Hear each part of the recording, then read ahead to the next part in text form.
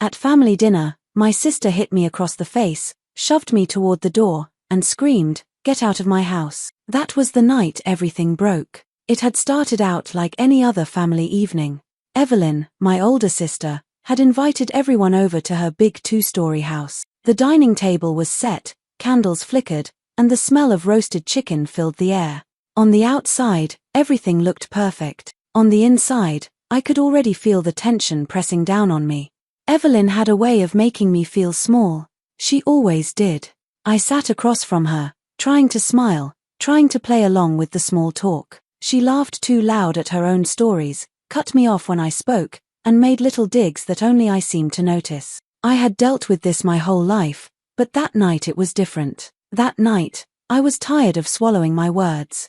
When dessert came out, she made another sharp remark, one that dug deeper than the others. I tried to defend myself, tried to explain I was tired of being spoken to that way. Before I could finish, she slammed her hand against the table, stood up, and pointed right at me. Her face turned red. She walked around the table, her voice rising with every step. I thought she was just going to yell, like always, but she didn't stop there. In a flash, she slapped me across the face. The sting spread across my cheek, and my heart dropped to my stomach. I barely had time to react before she grabbed my shoulder, shoved me toward the doorway, and shouted, "Get out of my house." The room went silent. Plates rattled, chairs creaked, but no one moved. My parents stared down at their food, my cousins shifted uncomfortably, and even her husband kept his eyes low. Not one person stepped in. Not one voice spoke up for me.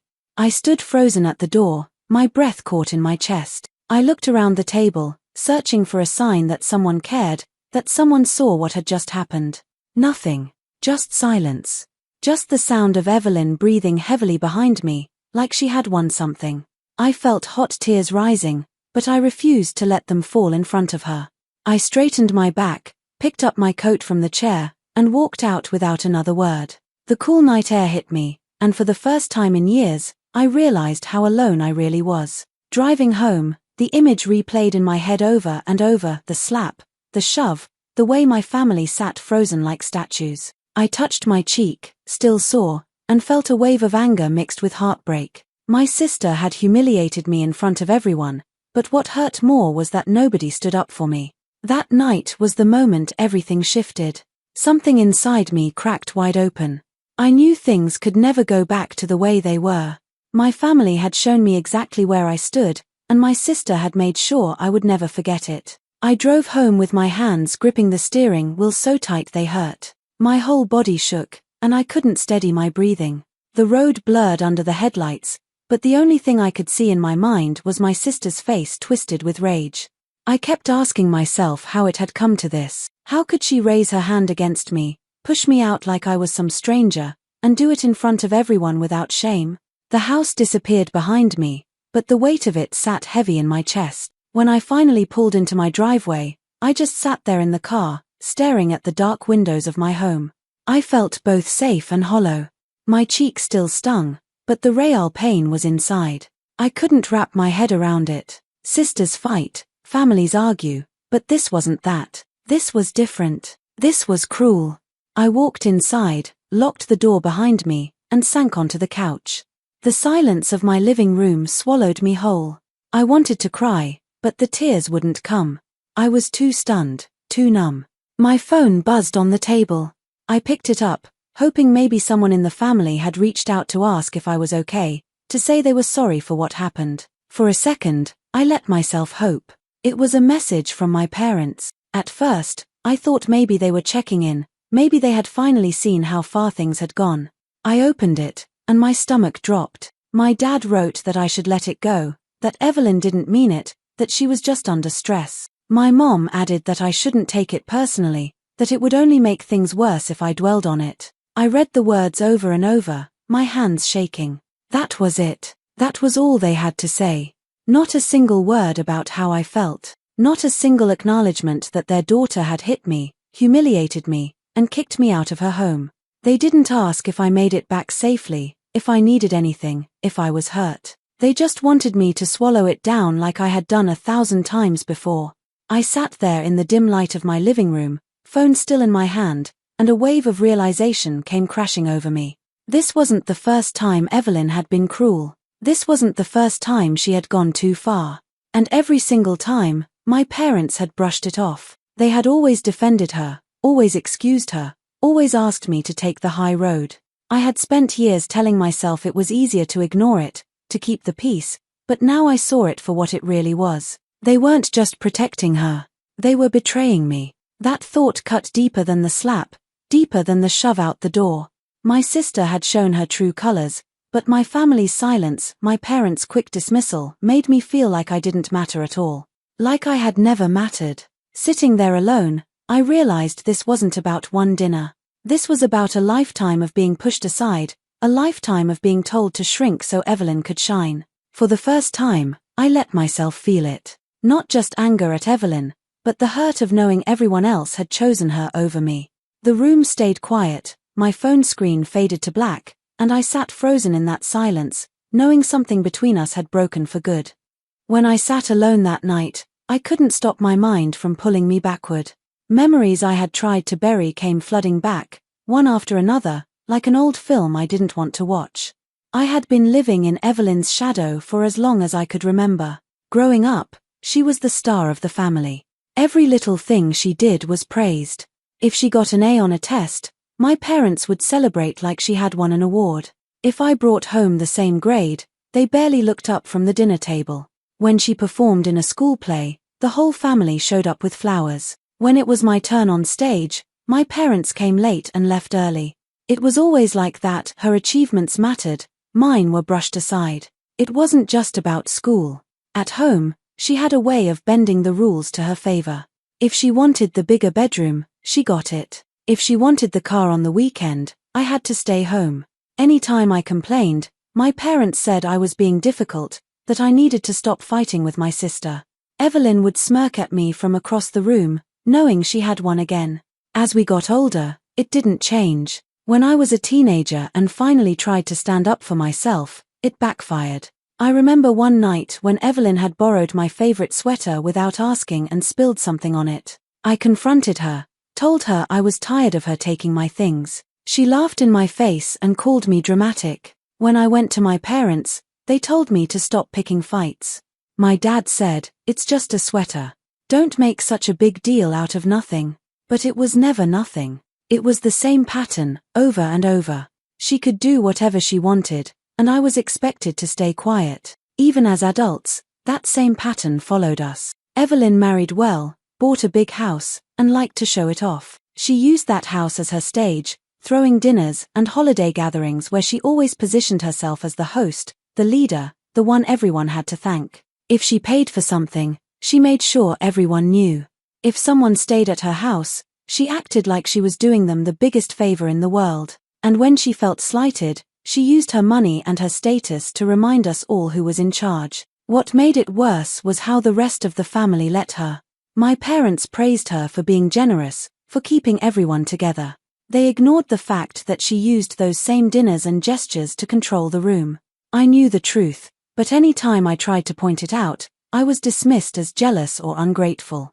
It was like no one wanted to admit what she really was. Sitting there, I realized that what happened at dinner wasn't new. It was the clearest sign yet of what had always been true. Evelyn had spent her whole life stepping on me, and everyone else had let her. I had been silenced for so long that even I started to believe maybe I was the problem. But that night, for the first time, I saw it differently. It wasn't me. It was her, and it had always been her. The days after that dinner moved slowly, each one heavy with the memory of what happened. I woke up every morning with the same image in my head: Evelyn's hand striking my face, her voice shouting for me to get out, and the sight of everyone else frozen in their seats. I tried to distract myself with work, errands, anything, but the memory followed me everywhere. At night, it replayed in dreams, so clear that I woke up sweating, my jaw tight from grinding my teeth. The sting on my cheek faded, but the ache inside me grew worse. It wasn't the slap that haunted me most, it was the way my family stayed silent. Their silence told me more than words ever could. It said they had chosen her, like they always did. It said I was on my own, and I always had been. Every time I thought about it, I felt that same hollowness open up in my chest, as if someone had carved out the center of me. For years, I had told myself to keep the peace. I convinced myself it was better to stay quiet than to stir up conflict. That was how I survived in a family where Evelyn ruled and I was pushed to the side. But after that night, something changed.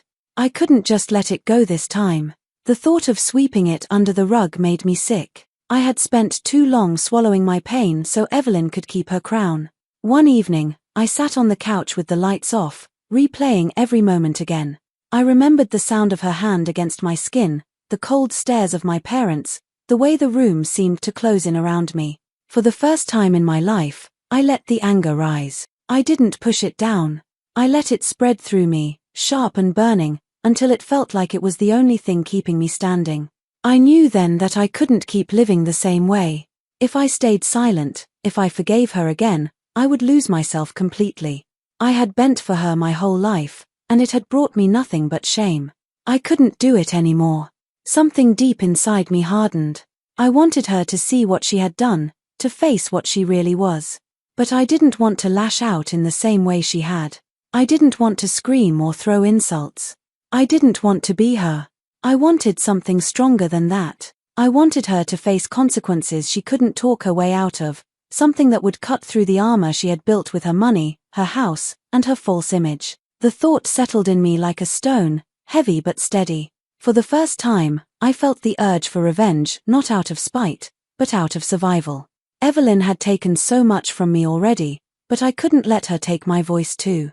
She needed to be held accountable, even if I was the only one willing to make it happen. That was the moment I knew things would never go back. Something inside me had shifted, and there was no undoing it.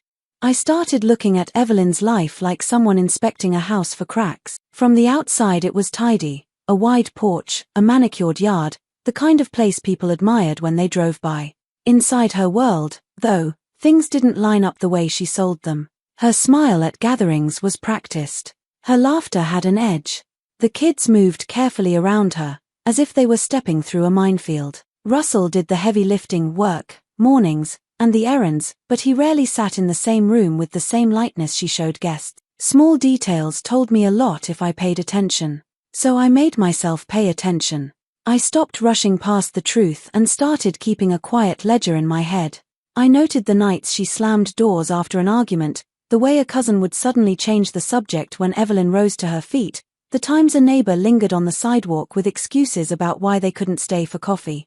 I listened more than I spoke. When relatives vented privately, I let the words sink in instead of reacting. People let things slip in half-truths when they thought no one was listening. I began collecting the kind of small, ordinary proof that adds up. Dates, times, what was said and who was there. A throwaway line at a barbecue. A text message that arrived in the early hours. The more I catalogued, the easier it became to see patterns instead of random moments. I wrote details down on my phone, short notes, not a novel, so the memory wouldn't blur. I took screenshots of messages that hinted at her temper, saved emails about cancelled visits, and made a calendar of incidents that showed how often something worrying happened. I didn't show anyone those notes. They were for me, as a map to where the real fault lines ran. I also cleaned up my own life so I could act from a steady place. I reached out to a counselor and started seeing someone once a week, not to stir the pot but to keep my head clear. I tightened my schedule so I wouldn't run to family events at a moment's notice. Instead of answering every call, I took time before I replied. That helped me stop reacting out of hurt and start thinking strategically. I made small, careful moves with people who might matter. I asked quiet questions when cousins visited, letting them talk without steering the conversation. To an aunt who remembered childhood moments, I asked, "Do you ever think someone in the family gets more leeway than others?" and watched her face. She answered honestly, and that answer mattered. I didn't pressure anyone into taking sides. I only listened and saved what I heard. I set boundaries. I stopped volunteering to host family dinners at my place, so I wouldn't be caught off guard. I declined holiday invitations that felt like traps. When calls came asking why I wasn't joining, I kept my replies short and steady. No accusations, no flames, just calm refusals. The small, steady distance itself became part of my plan. Most of all, I waited. I watched how Evelyn handled pressure, money, and small slights. I watched how others shifted when she raised her voice. I learned when she tried to control a room and when she lost her footing. My goal wasn't humiliation. It was truth. I wanted the facts to speak for themselves, to let her behavior become visible to people who had the power to stop excusing her. That quiet, careful gathering of truth felt unlike anything I had done before. It felt like claiming back a part of myself. The first time I refused one of Evelyn's invitations, my hands trembled as I typed the reply. She had sent out a group message about a Sunday lunch at her house, cheerful as if nothing had happened. My name sat among cousins, uncles, and a few family friends. I stared at the words, her tone so casual, so practiced. I took a deep breath and typed back that I wouldn't be coming. I didn't add excuses. I didn't invent work or errands. I simply wrote, I don't feel safe around her after what she did. Then I pressed send. For a moment, I thought I might be sick. I had never been that direct before. My usual way was silence or a polite excuse. This time, though, I left no room for misunderstanding. I went about my day, heart racing, waiting for the storm to roll in. It didn't take long. A cousin called me that evening. His voice was cautious, almost nervous. What happened? He asked. He hadn't been there that night. He only knew I had suddenly refused to show up. I told him the truth, not dressed up or softened. I explained that Evelyn had put her hands on me, that she had thrown me out in front of everyone, and that no one spoke up. I didn't raise my voice or add dramatics. I simply told him what happened. There was a long pause. Then he let out a quiet I had no idea. I could tell he believed me, and for the first time in a long while, I felt something small but important shift. Someone outside that dining room now carried the truth. Word spread faster than I expected. A few days later, an aunt called. She said she'd heard I wasn't coming to Evelyn's lunches anymore. She wanted to know why. Again, I answered in the same calm way. I don't feel safe around her after what she did. I didn't add more, didn't argue, didn't plead for her to take my side. I let the words stand on their own. The silence on the other end told me everything. She hadn't been told what happened either. She asked one or two more questions, her voice unsteady, then said she understood. She didn't sound angry at me. She sounded unsettled. That was the moment I realized Evelyn couldn't stop this from spreading. For once, she wasn't in charge of the story. She couldn't spin it as my overreaction or paint herself as the victim. The truth was too plain, too sharp. She had struck me, shoved me, and screamed at me. There was no version of that story that made her look good. Every time someone else asked why I wasn't there, I gave the same answer, word for word. It became easier with each repetition. I didn't rush. I didn't volunteer extra details. I spoke simply, and I let them sit with it. I could almost feel the doubt seeping into the cracks of her perfect image.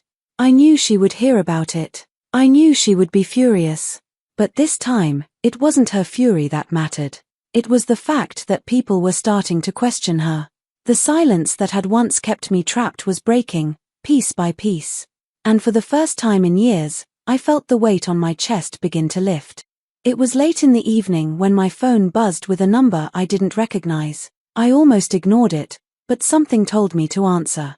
On the other end was Russell. His voice was low, almost unsure, like he wasn't certain if calling me was the right thing to do. For a moment I thought he might be angry, that maybe Evelyn had sent him to smooth things over.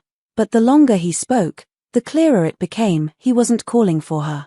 He was calling for himself. He said he had been thinking about that night ever since it happened. He told me he couldn't shake the image of his wife putting her hands on me.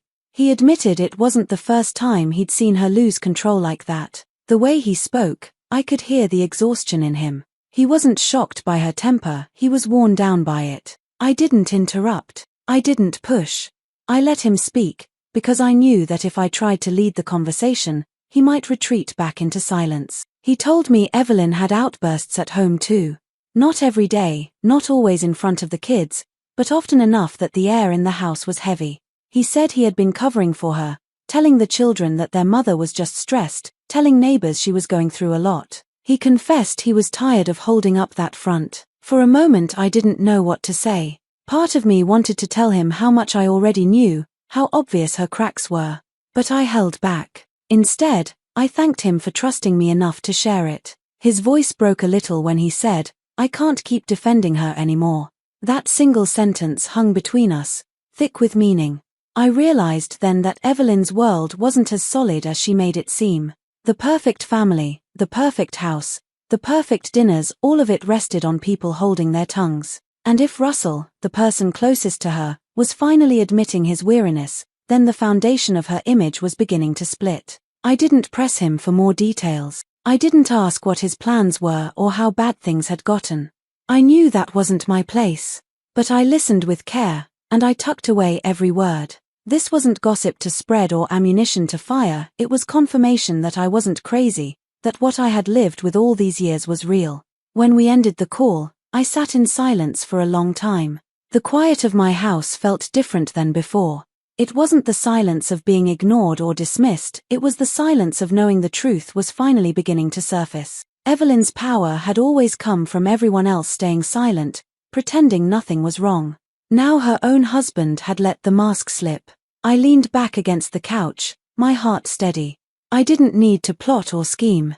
I only needed to wait. Her perfect image was starting to crack, and this time, I wouldn't be the one left doubting what I knew. It started with small whispers. A cousin who had called me earlier spoke to another relative, and soon the story traveled further than I expected. I hadn't gone out of my way to spread it, but the truth has a way of moving on its own once it's set free. By the time the next family gathering came around, the lines were already beginning to show. I didn't attend that gathering, but I heard about it later. One uncle told my parents that Evelyn had crossed a line.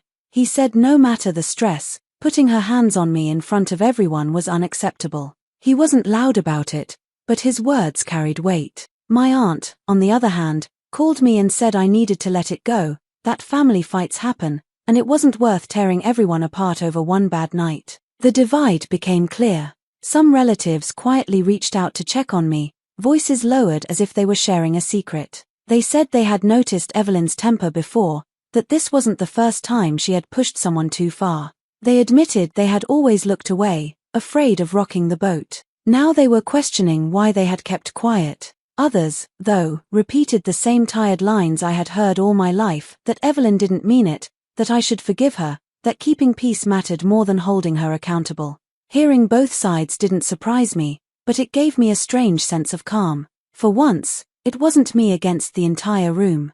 The truth had cracked open a space where people had to choose. Evelyn was no longer the golden child who could do no wrong. She was being talked about in ways she couldn't control, her image slipping from the pedestal she had always been placed on.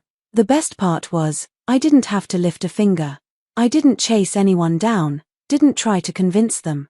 I had spoken my piece, and that was enough. Her own behavior had done the rest. The slap, the shove, the shouting, those actions were hers alone, and now people were finally seeing them for what they were. I knew Evelyn must have been furious. She had always relied on control, on being the one who shaped the story. But this time, her story was being told by others, and she couldn't erase it. Every time someone called me to say, "I believe you," I felt the balance shift. Every time someone told me Evelyn was insisting nothing had happened, I knew her desperation was showing. For the first time in my life, I didn't feel like the powerless sister in her shadow. I felt steady, like I was finally standing on solid ground. The fight I had carried inside me for years wasn't mine to carry anymore. Evelyn's own actions were exposing her, piece by piece, to the very people she had spent years impressing. And I didn't need to shout, argue, or beg anyone to see it. All I had to do was let the truth breathe. The first real sign of change came when Evelyn planned another family dinner. She sent out her usual invitations, cheerful and commanding at the same time, as if nothing had shifted. But this time, only half the family showed up. Some made excuses about work or travel, others simply didn't respond at all. I wasn't there, but I heard later how the empty seats rattled her. She tried to act unbothered, laughing too loudly and overfilling glasses, but people noticed. The sparkle she always forced into her gatherings had dulled. Russell's silence grew louder too. He stopped defending her in public, stopped smoothing over her temper. Then came the news I didn't expect so soon: he had filed for separation. When I heard, I sat down, stunned, though not surprised. He listed her outbursts in the papers, not just the night she hit me but a pattern of anger at home. 4 years, he had been her shield, her quiet partner in the image she worked so hard to keep polished. Now he was done carrying it. Without him, her perfect picture began to collapse. I didn't gloat. I didn't call anyone to spread the story. I didn't even mention it when relatives asked if I had heard. I just nodded and let them talk. Every detail they shared only confirmed what I already knew: her world was breaking from the inside. The control she had used for so long was slipping through her hands, and she couldn't blame me for it. From a distance, I watched it unfold. I heard about neighbors whispering when Russell moved out, about parents at the kids' school noticing her absence at events, about the cousins who stopped dropping by her house altogether. Slowly, her circle shrank. Her voice, once the loudest in every room, no longer carried the same weight. People were tired. People were wary. People had seen too much. Meanwhile, I kept living my life. I went to work, saw friends outside of the family, and started to breathe without the heaviness I had carried for years. The difference was quiet but powerful. I no longer flinched at the sound of my phone buzzing. I no longer braced myself for the next dig or demand. I didn't need to prove anything anymore. The truth had already proven itself. Evelyn's pride was the first to go. Then her reputation. Finally, the bonds she thought she controlled crumbled around her. She had spent her life building an image of power, and now it was unraveling without me raising a hand. Watching from a distance, I realized my revenge had never been about striking back. It was about letting her actions catch up to her. And that was exactly what was happening. Her downfall didn't come with fireworks or dramatic confrontations. It came slowly, through silence, through absences, through the people she once ruled turning away from her. I didn't need to lift a finger. The life she had built on control was collapsing all on its own. Months later, I found myself walking down the street where Evelyn lived. I hadn't planned to pass her house, but my path led me there, and I didn't turn away. The place looked the same from the outside: white siding, trimmed hedges, the porch light still hanging above the door. But something about it felt hollow, like the life inside had drained away. The driveway, once crowded with cars during her dinners, stood empty. Curtains that had always been wide open to show off her perfect home were now drawn shut. I slowed my steps, not to linger, but because the silence around the house felt heavy. I remembered how loud it used to be. Laughter forced too hard, voices raised to cover tension, her sharp tone cutting through every conversation. Now there was none of that, just stillness. I didn't feel joy standing there. I didn't feel triumph or the need to smile. What I felt was relief. Relief that I didn't live under her shadow anymore. Relief that I no longer carried the burden of silence. For the first time, I wasn't the one holding the weight of her actions. She was. And the weight had finally caught up to her. Her life had unraveled in the quiet ways I had once only dreamed of. Family stopped showing up. Russell had moved out, his absence leaving a hole she couldn't fill. The neighbors who used to admire her now avoided small talk on the sidewalk. Even her children kept their distance when they could, too young to explain it fully but old enough to understand the tension. None of it happened because I fought or shouted. It happened because I refused to pretend anymore. I thought back to the night of that dinner, when her hand struck my face and I walked out with my head spinning. I had believed then that I was powerless, that no one would ever see the truth. But standing there on the quiet street months later, I understood that the moment I chose not to stay silent was the moment I took back control. Not over her life, but over my own. Evelyn's cruelty had built her downfall piece by piece. I hadn't needed to expose her or drag her name through the mud. I had only needed to tell the truth when asked, to stop covering for her, to step out of the role she had forced me into all my life. That was enough. I stood for another moment, taking in the empty porch and the drawn curtains. Then I turned and kept walking. There was nothing left for me there, nothing more to be said. The house, once her symbol of pride, now stood as a reminder that no one can control their story forever. Sooner or later, the truth finds its way out. Sometimes the sharpest revenge is not striking back, but letting the truth do the work.